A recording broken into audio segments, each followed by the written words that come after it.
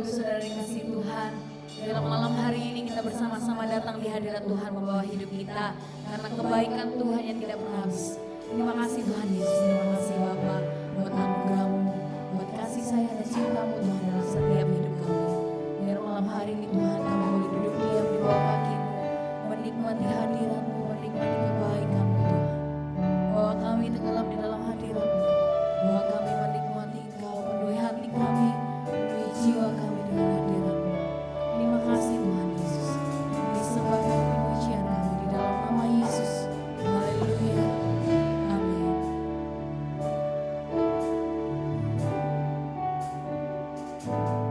Kau Tuhan,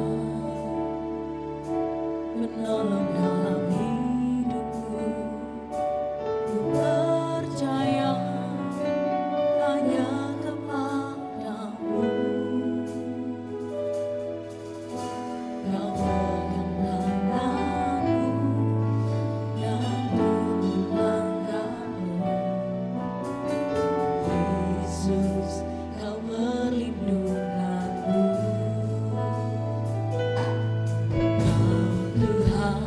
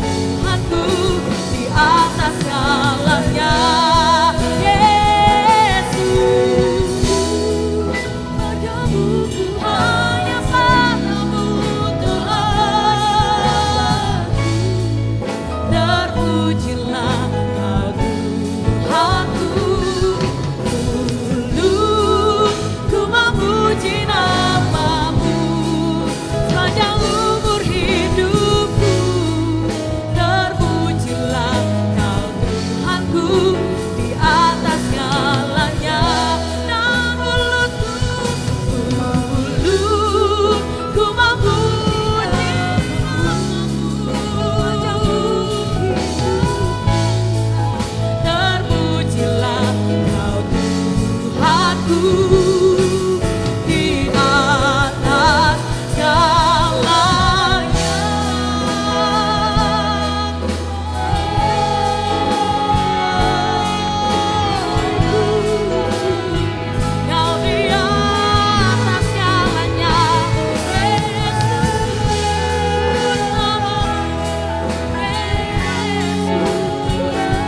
berkuasa, yang berkuasa.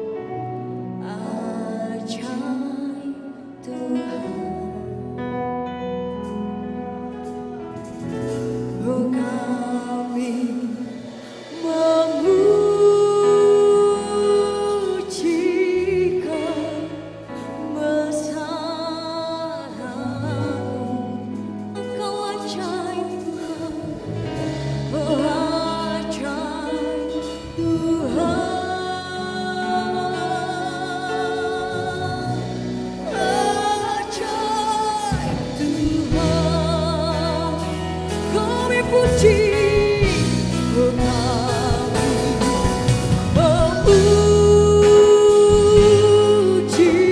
kebesaran.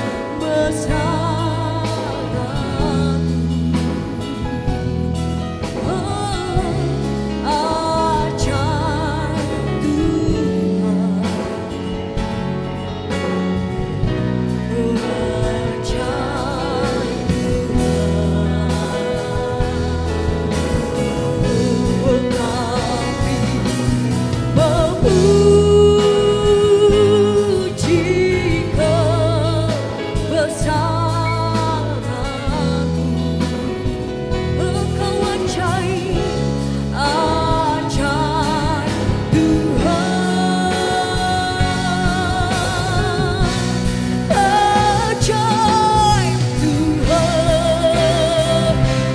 diagungkan Tuhan. Kami memuji kebesaran-Mu. Ajaib, oh ajaib Tuhan, oh ajaib Tuhan. Oh kami memuji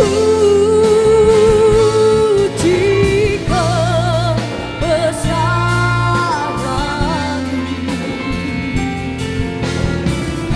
Oh ajaib Tuhan, oh ajaib Tuhan. Oh kami memuji kebesaran-Mu. Sebab Kau ajaib Tuhan, ajaib Tuhan,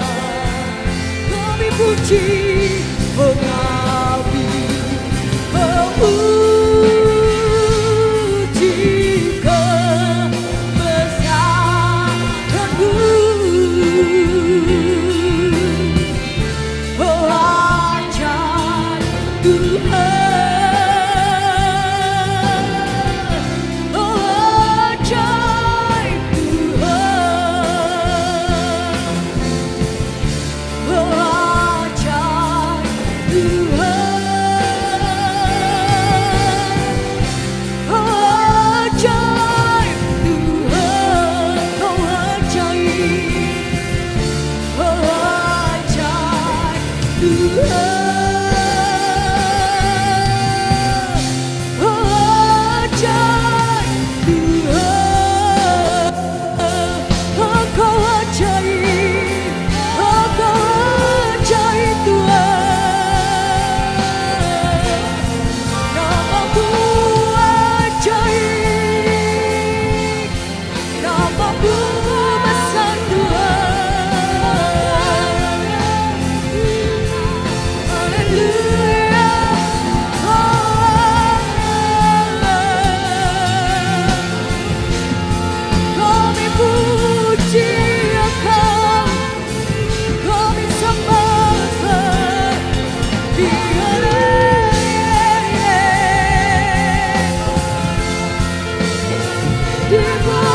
Engkau.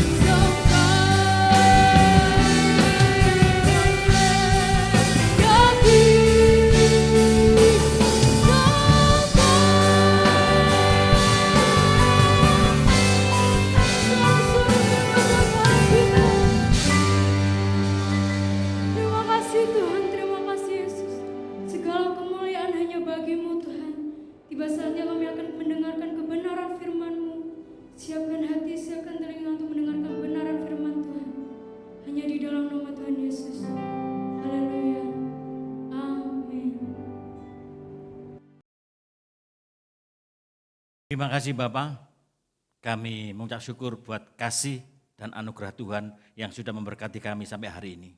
Kami bersyukur Tuhan buat anugerah dan kemurahan Tuhan yang sudah kami peroleh, yang sudah kami nikmati.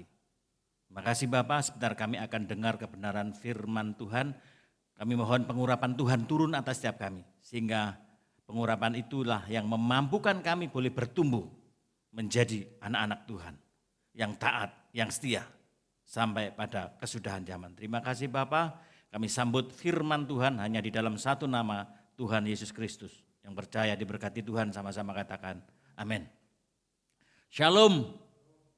Apa kabar Bapak Saudaraku yang kasih Tuhan? Ada sukacita? Tetap semangat.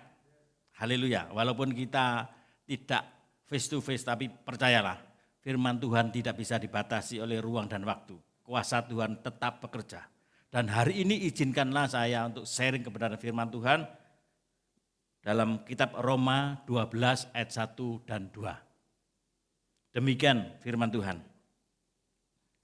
Karena itu saudara-saudara, demi kemurahan Allah, aku menasihatkan kamu, supaya kamu mempersembahkan tubuhmu sebagai persembahan yang hidup, yang kudus dan yang berkenan kepada Allah.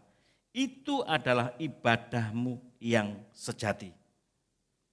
Ayat kedua, janganlah kamu menjadi serupa dengan dunia ini, tetapi berubahlah oleh pembaharuan budimu, sehingga kamu dapat membedakan manakah kehendak Allah, apa yang baik, apa yang berkenan kepada Allah, dan yang sempurna. Bapak Ibu Saudaraku yang kasih Tuhan, kalau saudara pelajari tentang kitab Roma ini, latar belakangnya adalah ditulis oleh Rasul Paulus dan ditulis pada sekitar tahun 657, ditulis di Korintus. Nah, tujuan Paulus mengirimkan surat kepada jemaat di Roma ini, waktu itu terjadi penekanan. Orang-orang Kristen yang ada di Roma ditekan oleh orang Yahudi dan juga mendapat tekanan daripada pemerintahan Roma waktu itu. Dan yang berikutnya adalah orang-orang Kristen yang ada di Roma itu sedang mengalami krisis, sedang mengalami perselisihan. Sehingga Paulus terbeban, Paulus punya tanggung jawab untuk menasihati jemaat yang ada di sana. Bagaimana mereka bersikap sebagai orang Kristen, bagaimana mereka bertindak sebagai orang percaya yang ada di Roma. Jadi Bapak Ibu Saudaraku yang dikasih oleh Tuhan, ada beberapa nasihat yang diberikan oleh Paulus kepada jemaat yang ada di Roma. Yang pertama, nasihat yang pertama, di Roma 12 ayat yang 1, demikian bunyi firman Tuhan. Karena itu saudara-saudara, demi kemurahan Allah, aku menasihatkan kamu supaya kamu mempersembahkan tubuhmu sebagai persembahan yang hidup, yang kudus dan yang berkenan kepada Allah. Itulah ada ibadahmu yang sejati. Bapak Ibu Saudaraku yang kasih Tuhan dimanapun saudara berada. Dikatakan di situ karena itu. Waktu saya pelajari karena itu, karena apa? Itunya yang perlu dipelajari, itunya apa? Karena itu. Itunya itu apa?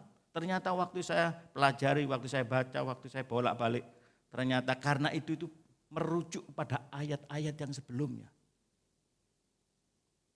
Bicara tentang hidup di dalam kekudusan, hidup di dalam kebenaran, bicara tentang dosa.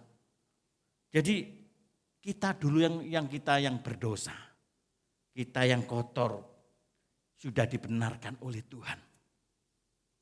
Sudah dilayakkan oleh Tuhan, dikuduskan oleh Tuhan. Jadi karena itu, dan waktu itu ditambah lagi karena itu saudara-saudara demi kemurahan Allah. Diperkuat lagi demi kemurahan Allah, artinya ini bukan pilihan dan bukan suka atau tidak suka. Apapun keberadaan kita, jika kita percaya kepada Kristus, tidak ada alasan untuk kita tidak mempersembahkan kepada Tuhan. Mempersembahkan tubuh ini demi kemuliaan Tuhan. Jadi mempersembahkan tubuh kepada Tuhan yang kita lakukan karena kita memahami kemurahan Tuhan. Karena itu saudara-saudara, demi kemurahan Tuhan. Jadi kita bisa mempersembahkan kepada Tuhan karena kita menyadari kita sudah diselamatkan, kita sudah dikuduskan. Jadi kitab Roma ayat-ayat sebelumnya itu dikatakan ketika kita masih lemah, Kristus sudah mau mati buat kita. Ketika kita masih berdosa, Kristus telah mati buat kita. Jadi karena itulah saudara-saudara, demi kemurahan. Jadi kalau kita sekarang ini bisa mempersembahkan kepada Tuhan itu karena pengertian kita. Jadi kita mempersembahkan kepada Tuhan itu bukan karena asal-asalan, karena ikut-ikutan, tapi karena menyadari, mengerti akan kemurahan Tuhan yang sudah kita nikmati sampai hari ini. Sehingga ada sesuatu yang kita berikan itu tulus, bukan dibuat-buat, bukan karena ikut-ikutan atau karena ancaman. Kalau tidak mempersembahkan nanti dihukum, tidak. Tapi karena dasarnya didasari oleh karena kemurahan Tuhan. Karena gini, tanpa kita mengerti kemurahan Tuhan, kita tidak akan sungguh-sungguh memiliki ibadah yang sejati. Atau logik. Atau ibadah yang masuk akal. Ibadah yang sejati itu ibadah yang masuk akalnya Tuhan. Itu diawali dari ketika kita mengerti, memahami kemurahan Tuhan. Tanpa kita mengerti kemurahan Tuhan, kita tidak akan dapat mempersembahkan tubuh ini sebagai persembahan yang hidup, yang kudus, dan yang berkenan kepada Allah, kepada Tuhan. Tanpa kita mengerti kemurahan Tuhan, kita tidak akan dengan sukarela. Kita tidak akan dengan sukacita mempersembahkan tubuh ini sebagai persembahan yang hidup dan kudus pada Tuhan. Jadi mempersembahkan tubuh yang hidup dan yang kudus, yang berkenan pada Allah, waktu di perjanjian lama Bapak Saudaraku, itu binatang yang hidup dimatikan, terus dipersembahkan. Tapi di perjanjian baru, rohani yang mati, dihidupkan. Jadi yang mati dihidupkan dan dipersembahkan kepada Tuhan. Artinya kita memberikan tubuh kita sebagai persembahan yang hidup, yang kudus, dan yang berkenan kepada Tuhan. Jadi persembahan yang hidup, yang kudus, berkenan kepada Tuhan itu bicara tentang totalitas kita, termasuk fisik kita. Jangan sampai fisik kita ini waktu kita persembahkan kepada Tuhan dengan tubuh yang sakit. Tidak bisa. Itu namanya tidak totalitas. Jadi kita mempersembahkan melayani Tuhan dengan fisik yang baik, dengan fisik yang sehat. Jadi mempersembahkan itu bicara mempersembahkan tubuh sebagai persembahan yang hidup, ini bicara totalitas kita. Jadi fisik ini jangan dipergunakan untuk hal-hal yang tidak berkenan kepada Tuhan. Karena kita ini sudah ditebus, sudah dibayar lunas dengan harga yang sangat mahal. Nah kita ini siapa? Kok dibayar dengan harga yang sangat mahal? Itu karena kemurahan Tuhan. Kita ini enggak ada apa-apanya. Tapi kok Tuhan rela membayar kita dengan harga yang sangat mahal, yang tidak bisa terbayar oleh apapun. Walaupun dengan seluruh isi dunia ini tidak sanggup untuk membayarnya. Karena dengan darah yang sangat mahal, yaitu darah Kristus yang sudah tercurah buat saya dan saudara. Inilah kemurahan yang diberikan kepada kita. Sebenarnya kita ini tidak layak, tapi dikasih. Dan Tuhan itu tidak wajib memberikan kepada kita, tapi kita menerima. Inilah anugerah yang ajaib, inilah kemurahan Tuhan. Dan itu tidak diberikan ke makhluk-makhluk yang lain. Malaikat enggak dapat seperti itu, tapi manusia dapat kemurahan Tuhan. Karena kita adalah umat yang dicintainya. Bapak saudaraku yang dikasihi oleh Tuhan. Bicara totalitas berarti bicara semuanya, all out. Waktu, tenaga, pikiran, harta, kekayaan, semuanya all out. Artinya kita mempersembahkan persembahan yang hidup, yang kudus, dan berkenan kepada Tuhan. Bukan karena kita takut dihukum, bukan karena motivasi yang lain, tapi karena kemurahan Tuhan. Bapak saudara kasih Tuhan. Nasihat Paulus yang kedua. Di ayat yang kedua dikatakan demikian. Janganlah kamu menjadi serupa dengan dunia ini, tetapi berubahlah oleh pembaruan budimu, sehingga kamu dapat membedakan manakah kehendak Allah, apa yang baik, apa yang berkenan kepada Allah, dan yang sempurna. Orang yang memiliki ibadah yang sejati dengan Tuhan adalah orang yang mau berubah. Artinya menjadi berbeda dengan dunia ini. Tidak sama dengan dunia ini. Karakternya tidak sama. Karakternya tidak karakter keduniawian. Sehingga orang bisa melihat, orang bisa membedakan ini orang percaya Tuhan atau orang tidak percaya Tuhan. Bisa membedakan. Bapak saudaraku yang kasih Tuhan. Kata serupa itu berasal dari bahasanya ini adalah skema. Skema itu bisa juga berarti patron. Skema itu artinya bentuk yang berubah-ubah. Jadi contohnya begini, saya hari ini pakai baju batik. Nanti waktu di rumah saya berubah, pakai kaos oblong. Ini namanya skema. Kalau bahasa sekarangnya itu casing. Yang berubah casingnya. Jadi artinya begini, janganlah kamu menjadi serupa dengan dunia ini. Artinya jangan menyamai orang-orang dunia. Kalau orang dunia berbuat jahat, ikut berbuat jahat. Orang dunia korupsi, ikut korupsi. Orang dunia suka bohong, ikut suka bohong. Jadi firman Tuhan mengingatkan kepada kita melalui peringatan nasihat daripada Paulus, janganlah kamu menjadi serupa dengan dunia ini. Artinya jangan sama dengan dunia ini.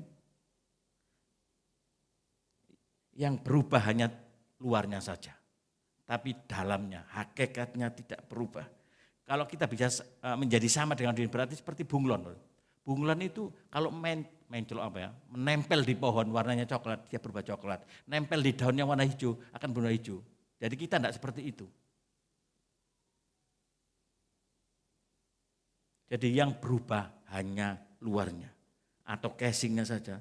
Tapi firman Tuhan katakan, janganlah kamu menjadi serupa dengan dunia ini, tetapi berubahlah oleh pembaharuan budimu.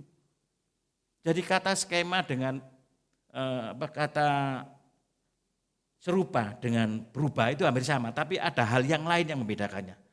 Berubah ini bahasa yang dipakai di dalam kalimat ini, itu adalah metamorfosis.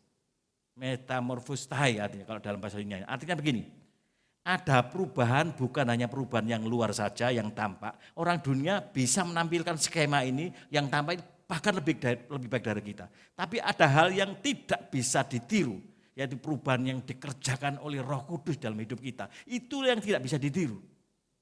Jadi artinya ada perubahan yang hakiki, hakikatnya yang berubah. Kalau berubah luarnya saja ini percuma, nggak ada gunanya. Tapi perubahan benar-benar dari dalam, berubah bentuk, metamorfosis. Artinya seperti ulat berubah menjadi kupu-kupu, itu kan ada prosesnya. Ulat menjadi kepompong, setelah kepompong keluar menjadi kupu-kupu, menjadi yang indah. Karena ulat itu kan sifatnya merusak, ulat itu kan sifatnya menggerogoti, menghancurkan. Lah kita seringkali kalau kita casingnya saja yang berubah, ya sama dengan orang dunia. Perubahannya hanya sementara, perubahannya hanya luar, tapi hatinya enggak ada perubahan. Yang Tuhan ingin, yang Tuhan mau dari kehidupan kita adalah perubahan yang mendasar, perubahan yang hakiki, perubahan yang inti. Sehingga perubahan itu nyata, orang bisa melihat perbedaannya. Oh dulu orang ini seperti ini, sekarang waduh luar biasa. Sekarang bisa jadi berkat, menjadi terang. Ini yang Tuhan inginkan melalui ayat ini. Jadi janganlah kamu menjadi serupa dengan dunia, tapi berubahlah oleh pembaruan budimu. Jadi contoh konkretnya begini. Misalnya dulu saudara jahat. Enggak bisa mengampuni kalau sudah bertengkar dengan orang, enggak suka dengan orang, enggak mau mengampuni. Tapi begitu kenal dengan Yesus Kristus sebagai Tuhan dan Juru Selamat secara pribadi, hatinya mulai lembut.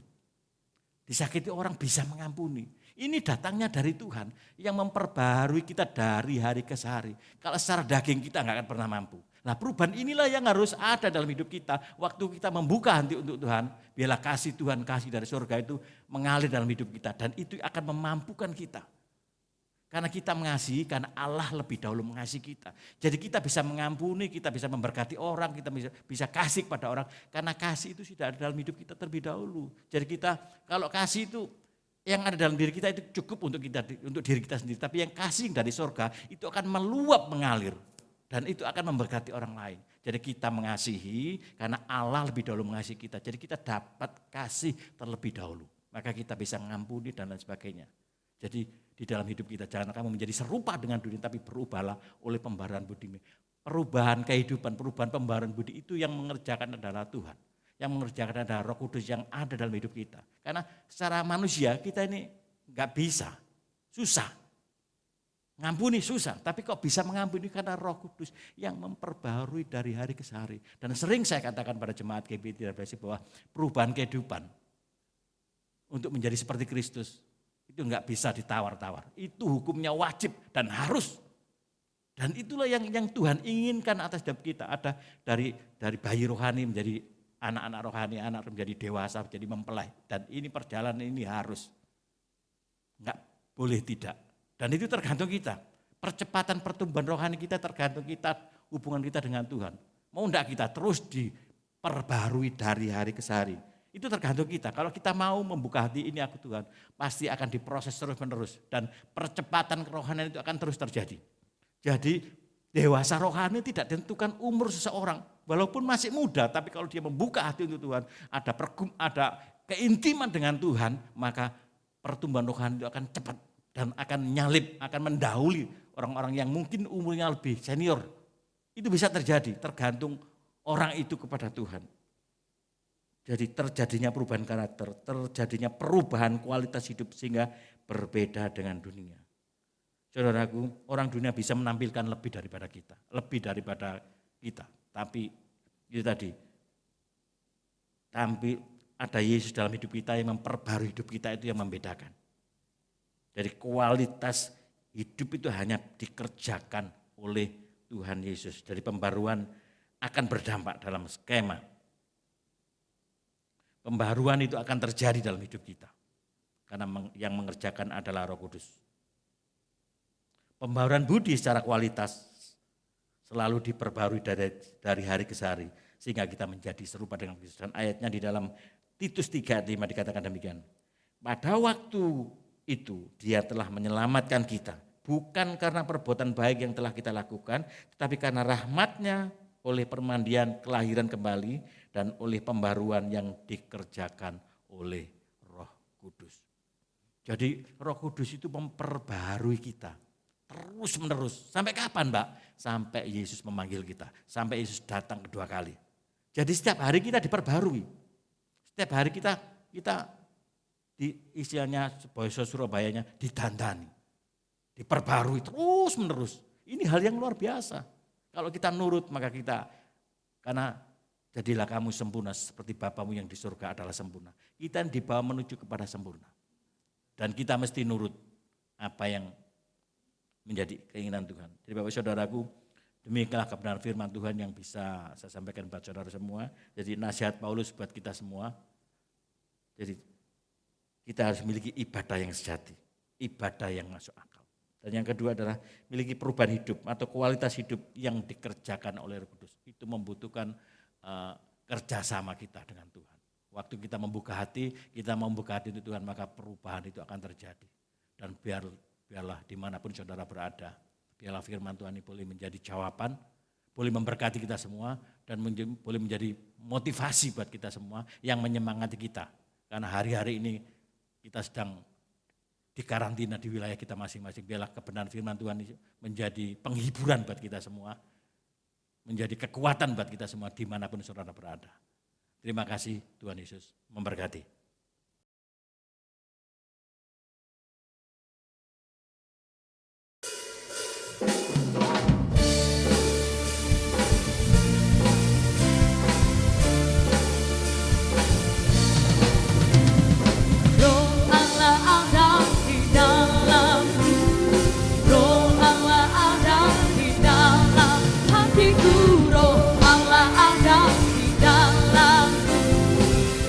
Allah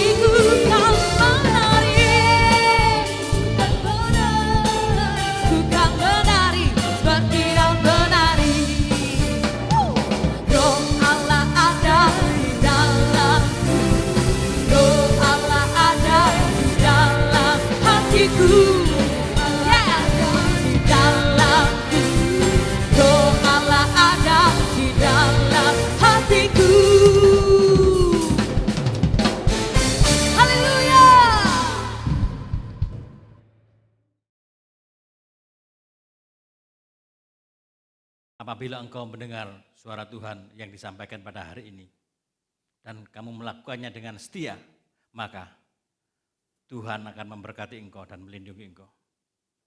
Tuhan akan menyinari engkau dengan wajahnya dan memberikan engkau kasih karunia. Tuhan menghadapkan wajahnya kepadamu dan memberikan engkau damai sejahtera. Tuhan akan membawa engkau terus naik dan tidak turun. Tuhan akan menjadikan engkau kepala dan bukan ekor. Tuhan akan memberkati pelayananmu, memberkati pekerjaanmu, memberkati rumah tanggamu. Dan apapun yang kau lakukan, kerjakan bersama-sama dengan Tuhan. Tuhan akan berhasil.